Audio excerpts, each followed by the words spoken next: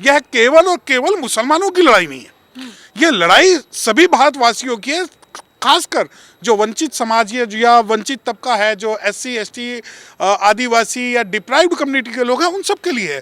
CA NRC को लागू करने के लिए जब आज आप ये देखिए पूरा भारतीय मीडिया अंबानी की शादी में बिजी है, पूरा भारतीय मीडिया।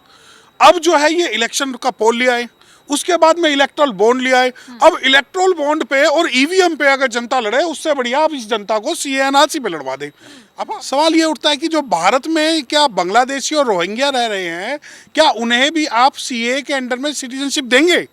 क्या दूसरा सवाल यह है कि CA और NRC को लागू करने के लिए जब कुछ दिनों में आप ये देखिए कि कुछ दिनों में चुनाव आयोग जो है डिक्लेयर करने वाला इलेक्शन, और इलेक्शन डिक्लेयर करने के बाद में आचार संहिता लगने के बाद में ये लागू नहीं हो सकता था।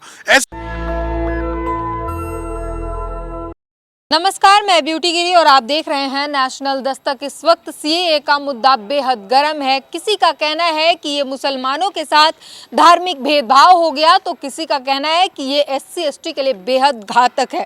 सर, आप क्या कहेंगे, आपका क्या रुख है इस पर? देखिए, पहले मैं CA NRC का आपको जो इस बार लागू हुआ है इसके बारे में बताना चाहता हूँ कि ये दुर्भाग्य ही कहेंगे कि पहले रमजान या पहले रोजे वाले दिन चुपचाप चोरी से CA को लागू कर दिया गया। अब सिटीजन अमेंडमेंट एक्ट की जो प्रावधान है वो सिर्फ और सिर्फ केवल मुस्लिमों के लिए है, परंतु क्या भारतीय संविधान इस बात की परमिशन देता है कि आप कास्ट बेस या रिलीजन बेस आप कोई भी बिल या अमेंडमेंट ले आएँ? अब सवाल उठता है कि ये कहते हैं कि जो बाहर रहने वाले जो लोग हैं उनको हम भारत में सिटीजनशिप देंगे।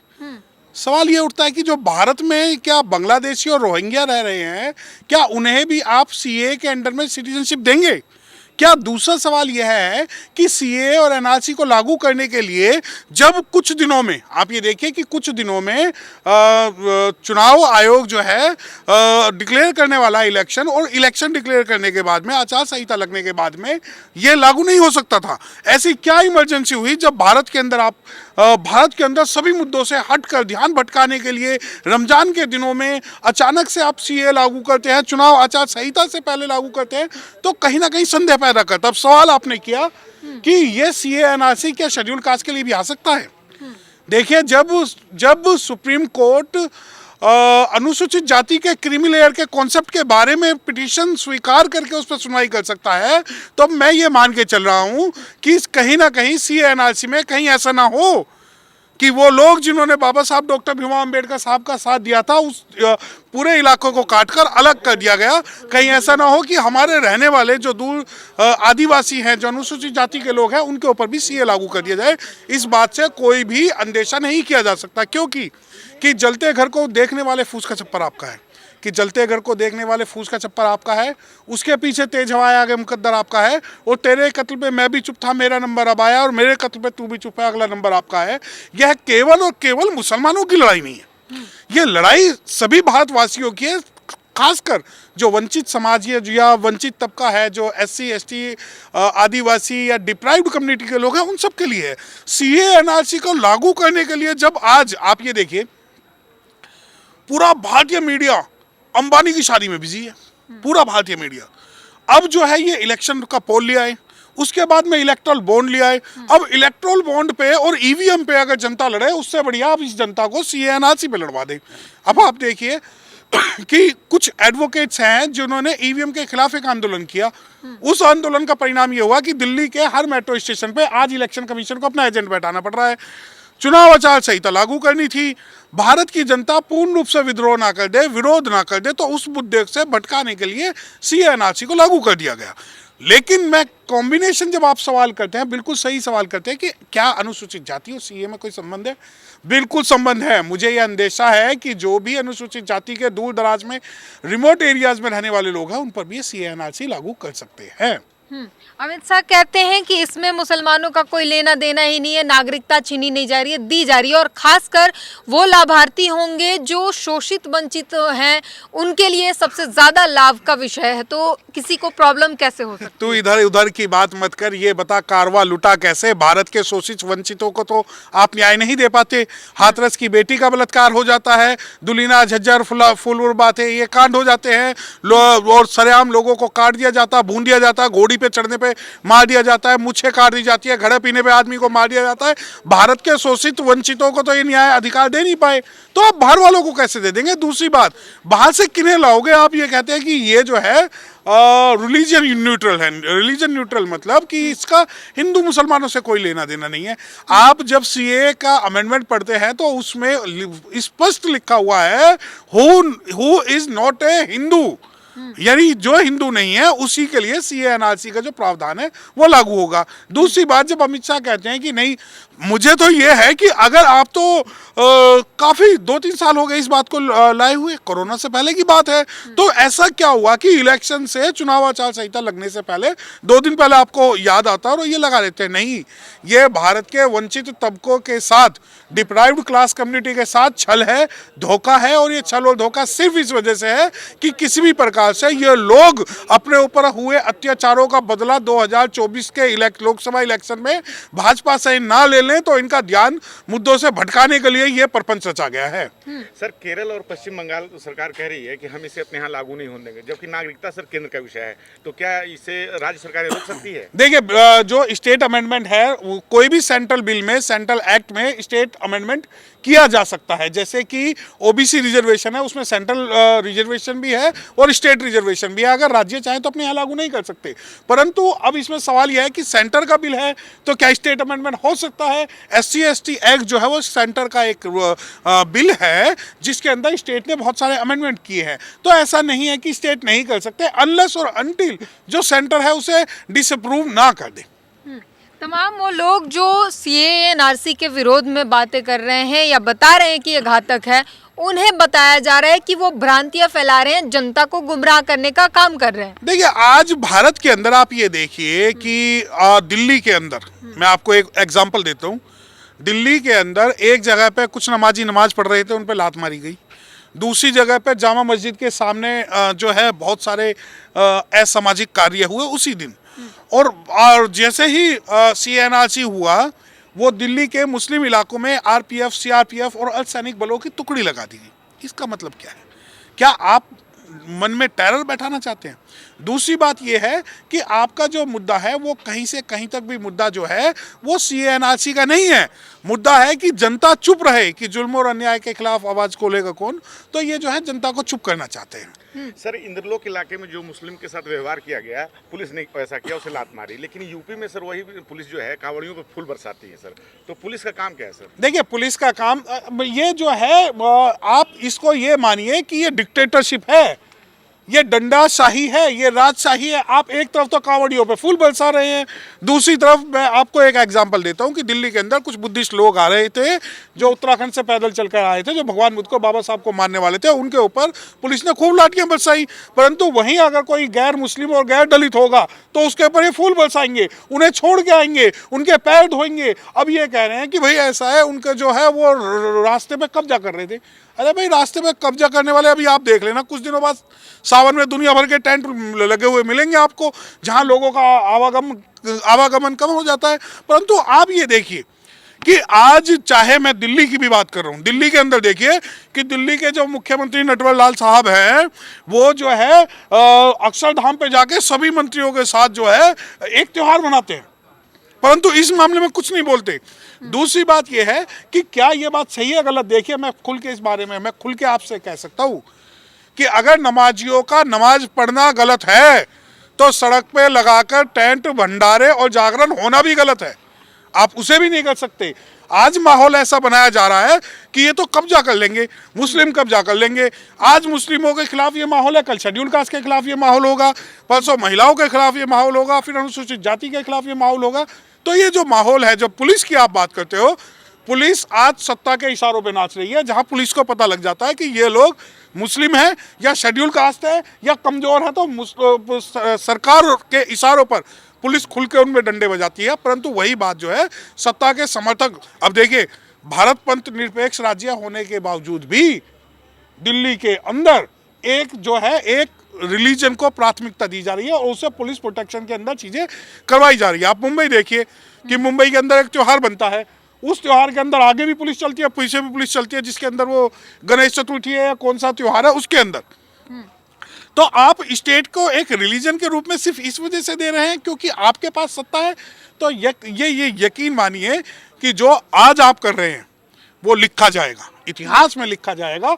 और आप ये कहते हैं कि ये चीज़ें सही हैं, तो बिल्कुल भी मैं इस चीज़ को जायज़ नहीं मानता हूँ। लोकसभा चुनाव के ठीक पहले, कुछ दिन पहले जो है सीए का ला देना वोट बैंक की राजनीति की तरफ देखा जा रहा है, आप क्या कहेंगे? देखिए, सीए का लाना, एक मैंने फिर बताया कि आचार संहिता लगने से पहले राम मंदिर का उद्घाटन करना, सीए लाना, सभी लोगों को एकजुट करना कि ये जो मुस्लिम हैं आपको खा जाएंगे, ये शेड्यूल कास्ट जो है रिजर्वेशन का फायदा ले रहे हैं, ये सारे के सारे जो मुद्दे हैं वो सिर्फ इस वजह से है ताकि लोगों का ध्यान जो है वो कहीं केंद्रित होकर इनको जिताने के लिए लग जाए और मेन मुद्दे से स्वास्थ्य, शिक्षा, रोजगार, बेरोजगारी, आरक्षण और अस्पताल, कॉलेज, स्कूल इनसे हट जाए। तो उसी का ये एक इनकी स्क्रिप्ट राइटिंग है और उस स्क्रिप्ट राइटिंग के तहत ये सारी चीजें हो रही हैं। लेकिन काफ़ी लोगों के मन में ये भी खुशी है कि चलो मोदी सरकार जो है वो कम से कम शोषितों दलितों को, SC ST को मौका तो देती है मुख्यमंत्री और राष्ट्रपति बनने का।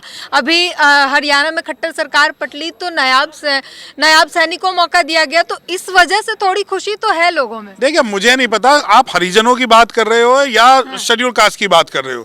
शेड्यूल कास्ट को कोई नॉमिनल नेता नहीं चाहिए। शेड्यूल कास्ट को अगर आप रामनाथ कोविंद दे रहे हो तो हमें नहीं चाहिए वो जो मंदिर में जाके धक्के खा के बाहर लगा निकाल दे। दूसरी बात, हमें कोई नॉमिनल, कोई हमें प्रधानमंत्री, राष्ट्रपति नहीं चाहिए। अब आप ये कहो कि नहीं बीजेपी सरकार ने तो आपका पहले रामनाथ कोविंद जी को मुख्यमंत्री बना दिया, उसके बाद में जो है द्रौपदी मुर्मू जी को बना दिया, तो ये सच्चे हितैषी है। हमें नॉमिनल पद कोई नहीं चाहिए, हमें चाहिए एक्चुअल पावर। अब एक्चुअल पावर में क्या कि भाई सैनी जी को बना दिया, उसको बना दिया, ऐसा हमें रबड़ स्टैम्प कोई नहीं चाहिए। पार्लियामेंट के अंदर अगर कोई अनुसूचित जाति के मुद्दों की बात नहीं करेगा और अनुसूचित जनजाति के मुद्दों की बात नहीं करेगा, महिलाओं की बात नहीं करेगा, तो हमें ऐसा कोई भी मुख्यमंत्री, प्रधानमंत्री, राष्ट्रपति नहीं चाहिए।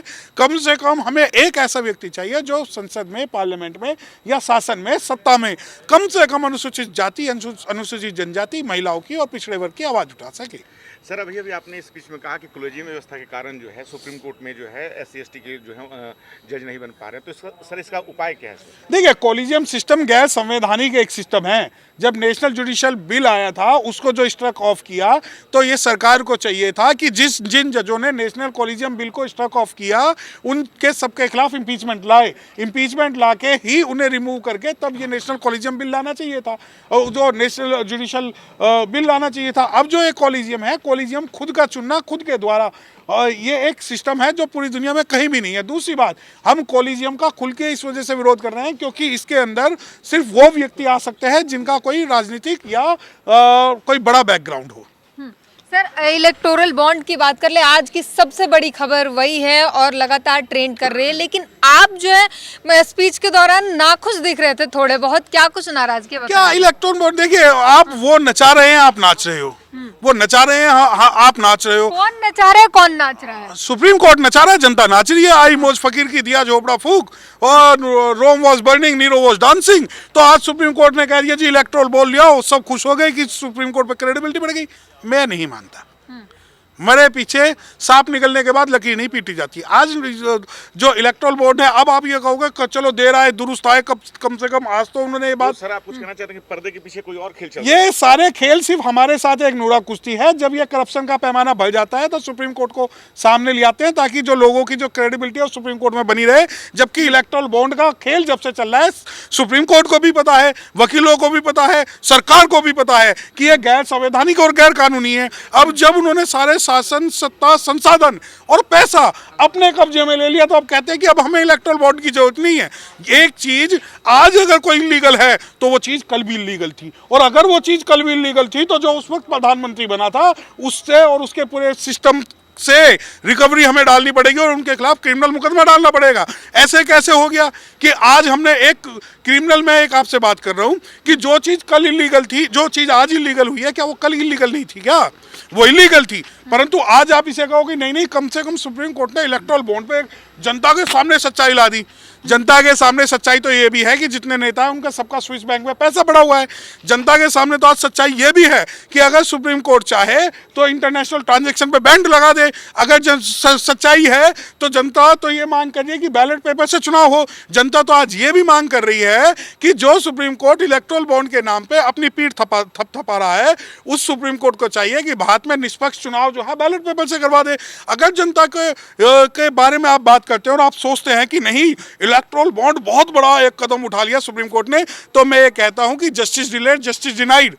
जो पिछली सरकारें जो इलेक्टोरल बॉन्ड के बल पर, उसके दम पर जो सरकारें बनी हैं, उनको गैर संवैधानिक घोषित करके उनके खिलाफ मुकदमा दायर हो, तब मैं मानूंगा। परंतु ऐसा नहीं होगा, क्योंकि हम लोगों को पता है कि नहीं 13, 14, 15 हजार करोड़ का या लाख करोड़ रुपए का इलेक्टोरल बॉन्ड मिल गया।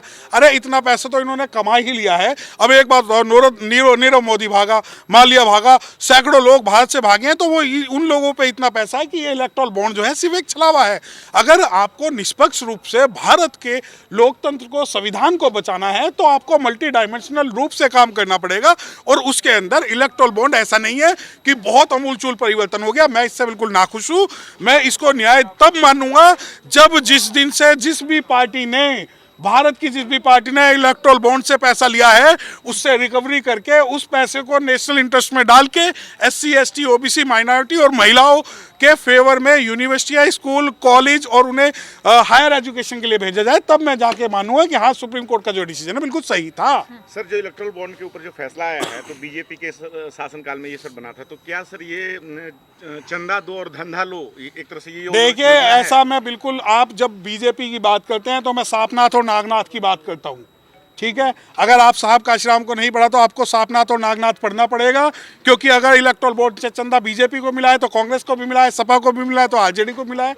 भारत की लगभग अधिकतर पार्टियों जो है इलेक्टोरल बॉन्ड से पैसा मिला है, और जिन लोगों को इलेक्टोरल बॉन्ड से पैसा मिला है, तो इसका मतलब ये कि प्रत्यक्ष और अप्रत्यक्ष रूप से सरकारों ने उन बड़ी कंपनियों के बारे में, उनके फेवर में बिल बनाए हैं, कानून बनाए हैं, उन्हें प्रत्यक्ष रूप से फायदा दिया है। और उनके पास जो पैसा है, जितना भी पैसा है, वो कहीं ना कहीं ब्लैक को वाइट करने का भी एक तरीका है। तो हमने तमाम उन ज्वलंत मुद्दों पर बात की जो इस वक्त देश का सबसे बड़ा मुद्दा बना हुआ है। उम्मीद है आपको आपका जवाब मिल गया होगा। पूरी बातचीत पर अपनी प्रतिक्रिया जरूर दीजिए। नेशनल दस्तक की आपसे गुजारिश है कि अगर इसको बचाना चाहते हैं तो नेशनल दस्तक को सब्सक्राइब करने के लिए रेड कलर के सब्सक्राइब बटन को दबाएं, फिर बेल आइकन की घंटी दबाएं। नेशनल दस्तक को बचाने के लिए बहुत जरूरी है कि हर खबर को शेयर करें, लाइक करें, कमेंट जरूर करें।